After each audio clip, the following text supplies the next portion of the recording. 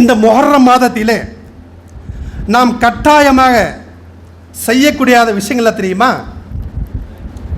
இந்த முஹர்ரம் மாதத்தில் மக்கள் என்ன செய்வாங்க? அதிகமாக அனாச்சாரத்தை ஈடுபடுவாங்க. எப்படின்னு சொன்னால், பஞ்சா தூக்குவாங்க, பஞ்சா என்று வைப்பாங்க. பஞ்சா என கை வடிவத்திலே ஒன்றை வைத்து அதை புனித போல வழிபடுவாப்பா, அதை புனிதமாக கருதுவார்கள். அது மட்டுமல்ல அன்பானவர்களே, அவர்கள் உடலை கிழித்துக் கொள்வார்கள், மாரடித்துக் கொள்வார்கள். யா யா அலி, யா ஹசன், யா உசேன் என்று கத்துவார்கள். அது மட்டுமல்ல, பஞ்சாப வீதிகள் இடித்து கொண்டு உலா வருவார்கள்.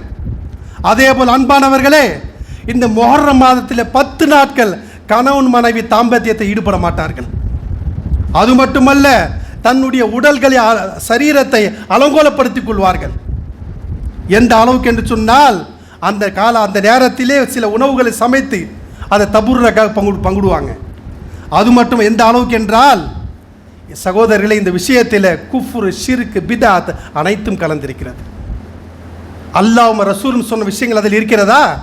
அல்லாஹ்வின் தூதர் சொல்றாங்க, قال رسول الله صلى الله عليه وسلم من عمل عملا ليس عليه امرنا فهو رد. நமது அனுமதி இல்லாமல் ஒரு அமலை யாரும் செய்தாலும் அந்த அமல் ரத்து செய்யப்படும் என்று அல்லாஹ்வின் தூதர் சொல்றாங்க. அல்லாஹ்வின் தூதர் சொல்லப்பட்ட அமலா மாற்றமாக செய்து கொண்டிருக்கிற சகோதரர்களே, மாற்றமாக செய்து கொண்டு நாம் நினைக்கிறோம் இதுவும் ஷரியத் என்று. அப்படி நினைப்பது மிகப்பெரிய குற்றம். இதை உணராமல் இருப்பது மிகப்பெரிய குற்றம். எனவே அன்பானவர்களே, இது போன்ற விஷயத்திலே முஸ்லிம்கள் விழிப்புணர்வாக இருக்க வேண்டும்.